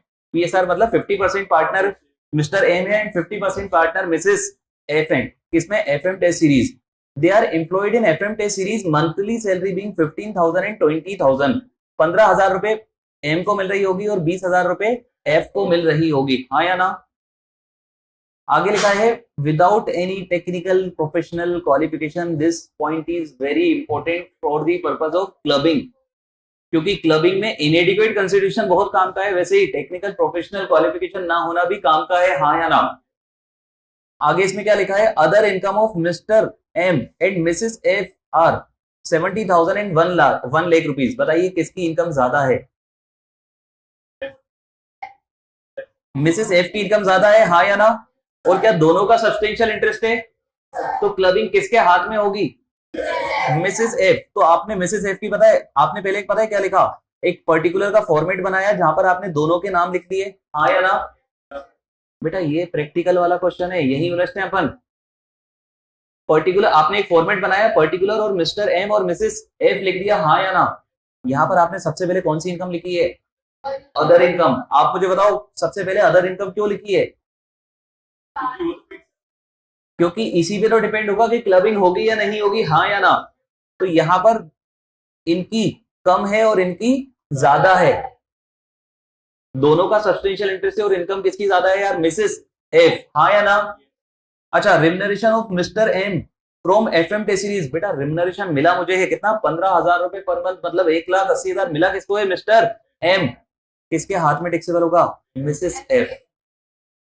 क्लियर है मेरी बात? अच्छा, उनका खुद का रेम्युनरेशन भी किसके हाथ में टैक्सेबल होगा? उनके हाथ में। उनका खुद का तो उनके हाथ में होगा, लेकिन पता है ये वाला क्यों हो रहा है? क्लबिंग प्रोविजन की वजह से। ये वाला क्यों हो रहा है यार उनके हाथ में? क्लबिंग प्रोविजन की वजह से। तो इनकम मिस्टर एम की तो कितनी रह जाएगी? 70,000। किसकी इनकम बढ़ गई है? 5,20,000। किसको टैक्स लग जाएगा यार? क्लियर है मेरी बात सबको?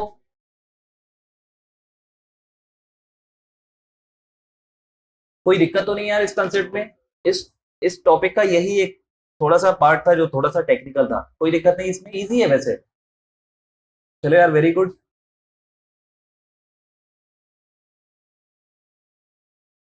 दो तीन छोटे छोटे से हल्के हल्के से पॉइंट और बात करेंगे, फोकस रखना मेरे ऊपर, बहुत हल्के हल्के से, एक बार सुन लोगे कभी नहीं भूलोगे। सुना है सब लोग, ध्यान देना, थोड़ा सा लिंक करना। सबसे पहला जो क्लबिंग में प्रोविजन पड़ा वो माइनर चाइल्ड वाला पड़ा था, हाँ या ना? जो सेकंड पड़ा था वो पड़ा था असेट ट्रांसफर करा स्पाउस को, ध्यान रखना, असेट ट्रांसफर करा था, क्या ट्रांसफर करा था? असेट।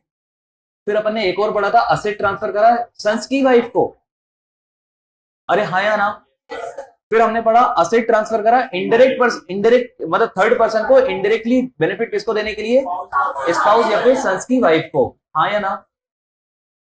मतलब अभी तक पता है ट्रांसफर, पता है क्या हो रहा था? असेट, यस और नो?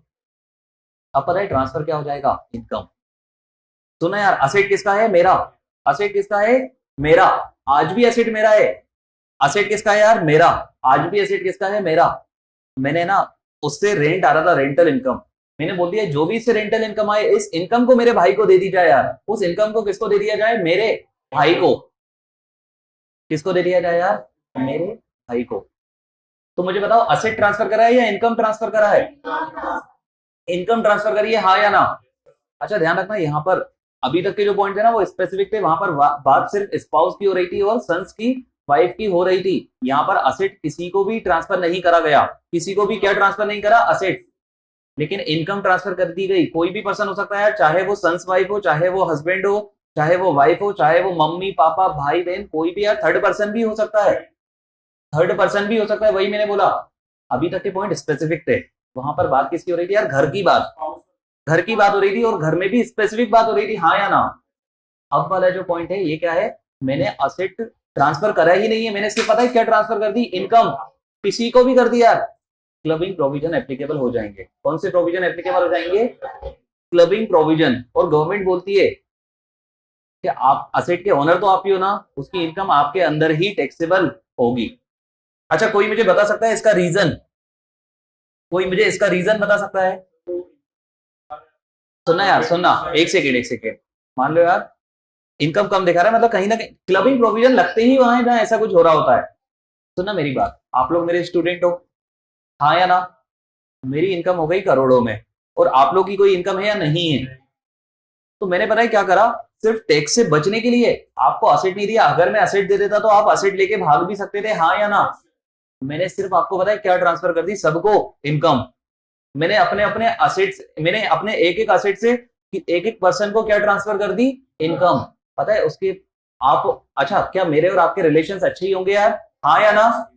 तो क्या मैं आपको इनकम दिलवा दूंगा? क्या मैं हो सकता है आपसे ले भी लूं वापस किसी ना किसी तरीके से, कैश में ले लूं, कैसे भी ले लूं, यस और नो?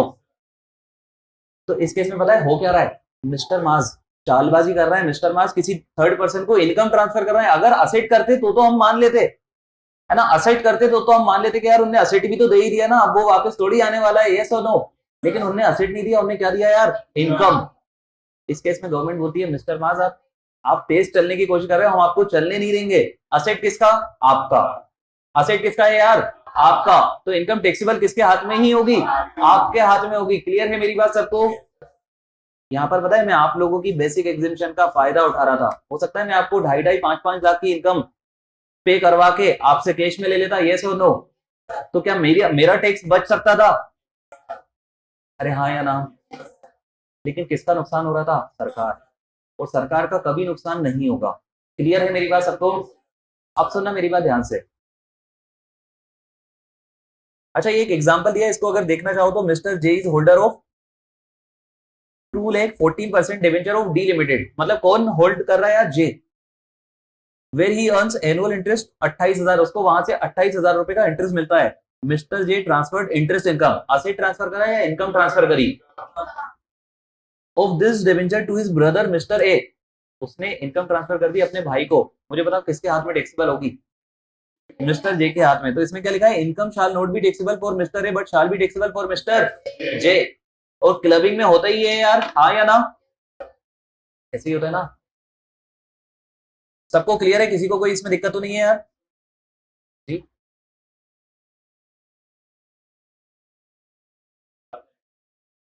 नहीं नहीं, उससे कोई फर्क नहीं पड़ता यार। एक्चुअली क्या है, ये सब जो ट्रांजेक्शन है ना, ये टैक्स को बचाने के लिए करे गए हैं, और जो लिखा है वो फॉलो करना पड़ेगा, फिर भले अब सरकार का नुकसान भी हो जाए इसकी वजह से, है ना? मतलब इसका ये कहना है कि सर मान लो यार मिस्टर ए की इनकम ज्यादा ही होती जैसे, तो फायदा सरकार को वहीं ज्यादा होता। लेकिन नहीं यार, जो लिखा है वो मानना पड़ेगा, टैक्सेबल तो किसके हाथ में ही होगी यार? Mister J. क्लियर है मेरी बात सबको?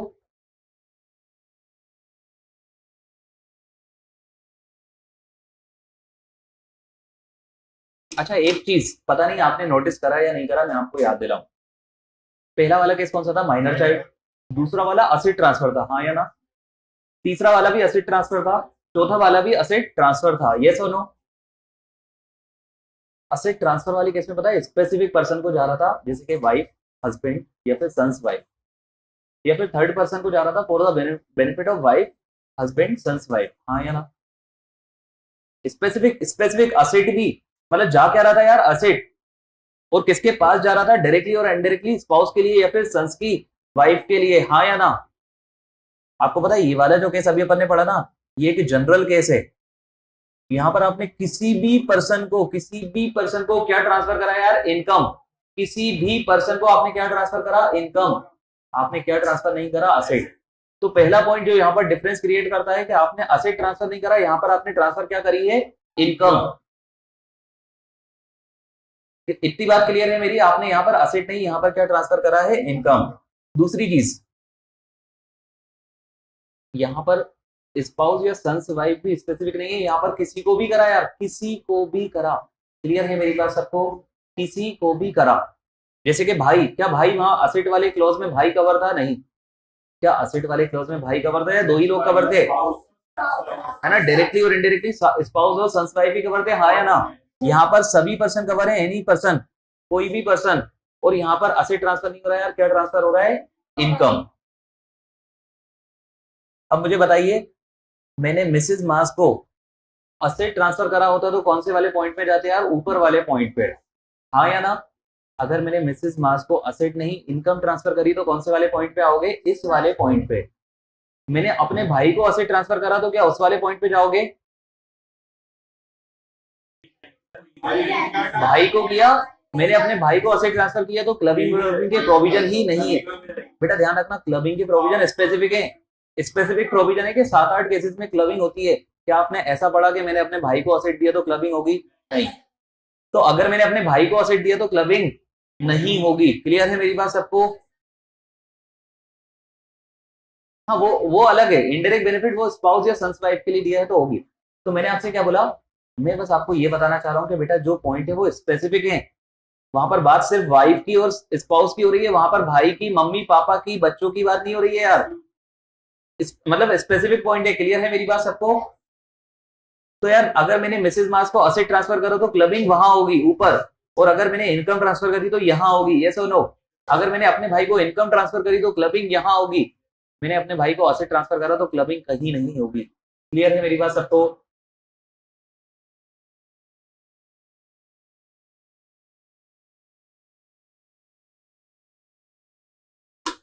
सुनना, मेरी एचयूएफ है हिंदू अनडिवाइडेड फैमिली। मैंने अपनी हिंदू अनडिवाइडेड फैमिली को असेट ट्रांसफर करा ना, इनएडिक्वेट कंसिडरेशन। कैसे करा? यहाँ पर कहीं ना कहीं गवर्नमेंट को पकड़ने का कुछ ना कुछ जरिया है, मतलब किसी ना किसी वजह से पकड़ती है वो। तो मैंने अपनी हिंदू अनडिवाइडेड फैमिली को असेट ट्रांसफर करा फॉर इनएडिक्वेट कंसिडरेशन। ध्यान रखना, इस केस में भी क्लबिंग हो जाएगी। किसके हाथ में क्लबिंग होगी? ऑब्वियसली बात है, क्लबिंग उसी के हाथ में होती है जिसने दिया होता है, हाँ या ना? तो अगर मैंने अपनी हिंदू अनडिवाइडेड फैमिली को असेट दिया तो भी क्लबिंग हो जाएगी। किसी को कोई दिक्कत? अच्छा, अगर हिंदू अनडिवाइडेड फैमिली का 5 साल बाद पार्टीशन हो गया और पार्टीशन होकर वो असेट डिस्ट्रीब्यूट हो गया तो क्लबिंग होगी क्या? फिर नहीं होना चाहिए, हाँ या ना? फिर होना चाहिए, नहीं होना चाहिए? लेकिन ध्यान रखना, एक केस और मैं बताता हूं आपको स्पेशल। मैंने हिंदू अनडिवाइडेड फैमिली को असेट दिया, आपने मुझसे बोला क्लबिंग होगी, और आपका आंसर बिल्कुल सही है। अगर इनएडिक्वेट कंसिडरेशन पे तो क्लबिंग होना चाहिए, यस और नो? फिर मैंने आपसे बोला कि आगे जाके 2-3-4 साल बाद HUF का पार्टीशन हो गया, वो असेट किसी को बट गया किसी को, तो उस केस में क्लबिंग नहीं होगी। आपने बोला ऐसा, आप यहां पर सही है लेकिन पार्शली, क्लबिंग नहीं होगी। अगर किसी और को दिया तो क्लबिंग हो जाएगी, अगर मेरी वाइफ को या फिर मेरे हस्बैंड को दिया तो, समझ रहे हैं आप लोग, अगर स्पाउस को मिल गया डिस्ट्रीब्यूशन होके तो क्लबिंग हो जाएगी। मैंने क्या बोला, अगर HUF को असेट दिया तो क्लबिंग होगी, हाँ या ना, ये चीज ध्यान रखना। खत्म, ये सेक्शन खत्म। अगर मैंने किसको दिया, हिंदू अनडिवाइडेड फैमिली को, तो क्लबिंग हो जाएगी। HUF का पार्टीशन हो गया, पार्टीशन होकर असेट मेरे भाई को मिल गया, क्लबिंग होगी या नहीं होगी। पार्टीशन होकर असेट मेरी वाइफ को मिल गया तो क्लबिंग होगी। क्लियर है मेरी बात। पार्टीशन होकर असेट किसी के हस्बैंड को मिल गया तो क्लबिंग होगी। अच्छा, इजी टॉपिक है, अभी मैं आपको रिवाइज करूंगा ना, आपको लगेगा कुछ है ही नहीं, आगे पढ़ने की भी शायद जरूरत ना पड़े, इतना इजी टॉपिक है। टेक्निकल कुछ भी लगा क्या आपको यहाँ पर? इजी है ना? हाँ बिल्कुल बेसिक, मतलब ऐसा कि एक बार अंडरस्टैंडिंग ले ली तो आगे अपन को फिर कोई दिक्कत इसमें आना नहीं चाहिए। एक क्रॉस गिफ्ट नाम की चीज होती है यार, सुना, मैं बताता हूँ आपको। अच्छा, पहले मैं आपको कुछ चीजें बता देता हूँ यार, कुछ टर्मिनोलॉजीज। जैसे कि मैंने बोला इनकम क्लब होगी, तो इनकम इंक्लूड लॉसेस। मैंने क्या बोला, इनकम क्लब होगी, बेटा इनकम क्लब होगी तो लॉस भी क्लब ही होगी। तो अगर मैंने पैसा कमाया है तो क्लबिंग हो रही है, तो अगर मैं पैसा गवाऊंगा, नुकसान होगा तो भी क्लबिंग होगी। मतलब इस केस में गवर्नमेंट को नुकसान हो सकता है लेकिन होगी, क्योंकि इनकम की डेफिनेशन में इन लोगों ने पहले ही क्या बोला हुआ यार, इनकम ऑलवेज इंक्लूड लॉसेस। तो अगर क्लबिंग इनकम की हो रही है तो क्लबिंग किसकी भी हो जाएगी, लॉसेस की। एक केस आया था हाई सुप्रीम कोर्ट के पास कि नेचुरल, एक वाइफ ने बोला था कि असेट मुझे मिला है। सुनना यार, एक केस ऐसा था कि एक असेट ट्रांसफर किया गया था वाइफ को इन एडिक्वेट कंसिडरेशन में। कैसे? फ्री में दिया गया था यार, मैं आपको ईमानदारी से बताऊं कैसा दिया था, फ्री में। तो क्या वो इनएडिक्वेट कंसिडरेशन है, हाँ या ना? वहां पर क्लबिंग के प्रोविजन अप्लाई होना चाहिए थे, हो रहे थे। हस्बैंड वाइफ वहां कोर्ट में चले गए, वहां जाके वो बोलते हैं कि असेट ट्रांसफर हुआ है for sufficient consideration for adequate consideration natural love and affection. क्या बोला, असेट ट्रांसफर हुआ है इन कंसिडरेशन, और कंसिडरेशन पता है क्या थी, नेचुरल लव एंड अफेक्शन। हो सकता है बेटा नेचुरल लव एंड अफेक्शन, हाँ या ना? मतलब प्यार मोहब्बत में एसेट ट्रांसफर करा था। सुनना मेरी बात, इसलिए करा था यार, प्यार मोहब्बत में। तो इस केस में ये केस कोर्ट गया था और बहुत ऊपर ही गया था ये केस। तो मुझे बताओ क्या होना चाहिए, क्या उसको कंसिडरेशन मानना चाहिए? क्या नेचुरल लव एंड अफेक्शन को कंसिडरेशन मानना चाहिए? वैसे प्यार की कोई कीमत, हाँ सुनना मेरी बात यार, हस्बैंड वाइफ है तो कहीं ना कहीं प्यार तो होगा यार, थोड़ा बहुत तो होगा यार। अरे ये सो नो, सुनना मेरी बात। तो जो कोर्ट है ना, उसने अपने जजमेंट में बोला था कि नेचुरल लव एंड अफेक्शन में बी अ कंसिडरेशन। वो कंसिडरेशन तो हो सकता है लेकिन it will never be a sufficient और एडिक्वेट कंसिडरेशन। दैट मतलब कोर्ट ने उनकी उनकी भावनाओं को ठेस नहीं पहुंचाई थी, कोर्ट ने उनको भी घुमाते हुए आंसर करा था। कोर्ट ने क्या बोला था, प्यार मोहब्बत कंसिडरेशन तो हो सकता है लेकिन कभी भी एडिक्वेट कंसिडरेशन नहीं हो सकता। तो मुझे बताओ क्लबिंग प्रोविजन अप्लाई होगा या नहीं होगा? होगा। तो मैंने आपको क्या बताया, इनकम इंक्लूड लॉस, मतलब इनकम के केस में क्लबिंग होती है, तो साथ में कौन से भी केस में हो जाएगी, लॉसेस के केस में। अबे ना, एक सेकेंड एक सेकेंड, मेरा हाउस प्रॉपर्टी से इनकम हो गई, ठीक है। तो इस केस में अगर ये मिस्टर ए के हाथ में क्लब हो रही है, मान ले अगले साल मान ले हाउस प्रॉपर्टी से लॉस हो गई, तो भी वो क्लब हो जाएगी। तो यार सुनो यार, खत्म, टॉपिक खत्म हो गया, पता है टॉपिक खत्म हो गया, सुनना। इनकम इंक्लूड लॉसेस, क्लियर है सबको? फिर मैंने आपको क्या बताया, natural love and affection is not adequate consideration. ठीक है यार, कंसिडरेशन होगा लेकिन सफिशिएंट नहीं है। अच्छा, आगे कुछ पॉइंट लिखा है यार, वो ठीक है, पढ़ोगे आप खुद ही समझ आएगा। If asset transferred is sold, हाँ मैंने जिसको असेट ट्रांसफर करा था, क्लबिंग प्रोविजन अप्लाई हो रहे थे, उस असेट को उसने बेच दिया। आपको पता है असेट को बेच देते, कैपिटल असेट को तो कैपिटल गेन आता है, तो यहाँ बोला है कैपिटल गेन भी क्लब हो जाएगा, लॉजिकल है। अरे हाँ या ना? किसी को कोई दिक्कत है इसमें? बस एक 2 मिनट का कंसेप्ट और क्रॉस गिफ्ट, एक 2 मिनट का कंसेप्ट है क्रॉस गिफ्ट। सुनना यार, क्रॉस गिफ्ट का मतलब क्या होता है, एक एग्जांपल दूंगा मैं सबको, सबका फोकस है, थोड़ा सा समझने वाला पॉइंट है। एग्जांपल बना हुआ है अपना यार, देखो क्रॉस गिफ्ट होता क्या है पहले समझना। Mr X gifted 12 lakh to his brother's wife, Mr X ने किसकी वाइफ को दिया यार? मिसेस वाई को दिया है ना। अच्छा, मिस्टर वाई ने पता है किसको दिया? Mrs x. मैंने किसी और की वाइफ को दिया, किसी और ने मेरी वाइफ को दिया, इसको क्या बोलते हैं? अरे यार, गिफ्ट। सुनो सुनो, क्रॉस गिफ्ट होता क्या है, मेरी बात सुनो ध्यान से। मिस्टर एक्स की वाइफ कौन रही होंगी यार? Mrs X. और मिस्टर वाई की कौन रही होंगी? Mrs Y. हाँ या ना? मैंने गिफ्ट दे दिया, मैंने पता है गिफ्ट किसको दे दिया? मिस्टर एक्स ने गिफ्ट दे दिया मिसेस वाई को, और मिस्टर वाई ने गिफ्ट दे दिया मिसेस एक्स को। तो यार देखना हो क्या रहा है, इसको क्या बोलते हैं? Cross gift. क्या बोलते हैं यार? ये देखो, ये है एक्स, ये रहा अपना मिस्टर एक्स, इसने गिफ्ट किसको दिया यार? ये लाइन गई यहां से लेके यहां तक, किसको दे दिया? Mrs Y. अच्छा, क्योंकि इन्होंने गिफ्ट मिसेस वाई को दिया है तो कौन वापस लौटाएगा यार? Mr Y. Mr Y gift किसको दे देंगे यार? मिसेस एक्स को। हाँ या ना?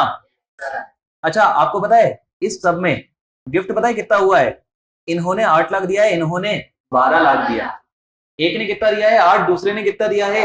12 लाख। आपको लोअर वाला अमाउंट देखना है, कौन सा वाला? कितना है लोअर वाला? ध्यान रखना, इस 8 लाख रुपए में जो भी इंटरेस्ट होगा ना, that will be clubbed in the hand of transferor. तो इस 8 लाख रुपए पे सुनना, मिस्टर एक्स ने दिए तो इनको 12 लाख है, लेकिन क्लबिंग पता है कितने पे होगी? 8 लाख मिनिमम वाले अमाउंट पे। कौन से वाले पे? तो 8 लाख पे इंटरेस्ट 72 रहा होगा, या 72 12 पे होगा, 8 पे 48 रहा होगा? अरे इंटरेस्ट का रेट कुछ भी होगा, मुझे बताओ, इंटरेस्ट का रेट कुछ भी होगा, 12 लाख पे इंटरेस्ट ज्यादा होगा या 8 लाख पे ज्यादा होगा? 12 लाख पे। तो ये दो इंटरेस्ट यहाँ पर लिखे हुए हैं, एक 72,000 है, एक 48,000 है। तो 8 लाख वाला कौन सा होगा यार? 48,000। सुनना वापस से, क्रॉस गिफ्ट होता क्या है? मैंने किसी की वाइफ को दिया, किसी और ने मेरी वाइफ को दिया। हाँ या ना? इस केस में जो भी लोअर वाला अमाउंट है वो क्या हो जाएगा? लोअर वाले अमाउंट से रिलेटेड जो इनकम होगी ना, वो क्लब हो जाएगी। तो मुझे बताओ, यहाँ पर लोअर वाला अमाउंट है कौन सा? 8 लाख। तो ध्यान रखना, 8 लाख वाला इंटरेस्ट कौन सा रहा होगा? 48,000। तो 48,000 मिस्टर एक्स के हाथ में भी टैक्सेबल हो जाएगा और मिस्टर वाई के हाथ में भी टैक्सेबल हो जाएगा, दोनों के हाथ में। इसीलिए लोअर लिया था, ताकि किसी का नुकसान ना हो। क्लियर है मेरी बात? क्रॉस गिफ्ट स्पेशल कैसे, कोई ज्यादा खास नहीं है, बस समझने वाला एक केस था कि अगर मैंने किसी को वाइफ को गिफ्ट दिया, किसी ने मेरी वाइफ को गिफ्ट दिया, तो जो भी लोअर अमाउंट होगा, उस अमाउंट से रिलेटेड जो भी इनकम होगी वो दोनों के हाथ में टैक्सेबल हो जाएगी। क्लियर है? किसी को कोई दिक्कत इसमें? चलो, अपना सुना यार, अपना टॉपिक क्या था? Clubbing, set of and carry forward. नहीं, एक लास्ट कंसेप्ट और बचा है, वो अपन कल कवर कर लेंगे। उसके बाद अपन एक बार क्विक रिवीजन करेंगे, 10-15 मिनट में अपना क्लबिंग खत्म हो जाएगा। बाकी set of and carry forward और छोटे से, ठीक है? और अच्छे हैं, सब अच्छे ही पढ़ेंगे अब अपन। क्लियर है मेरी बात? क्लास खत्म हो गई ना ईमानदारी से? इसी तरह के इन्फॉर्मेटिव वीडियोस देखने के लिए हमारे चैनल को सब्सक्राइब करें और लेटेस्ट वीडियोस को सबसे पहले देखने के लिए बेल आइकॉन को हिट करें। साथ ही लाइक और शेयर करना ना भूलें। APT educating India.